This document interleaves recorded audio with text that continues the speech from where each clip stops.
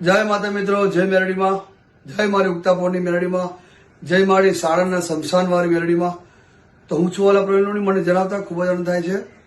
હું આવી રહ્યો છું સાણંદમાં તારીખ 29/4/2026 મારી મસાની મેરડીમાંના સાનિધ્યમાં.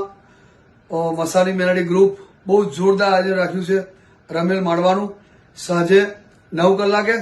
તો મારા વાલા ચાહકો મિત્રો, તારીખ 29/4/2026 સાણંદમાં શમશાનમાં આવવાનું ચૂકતા નહીં.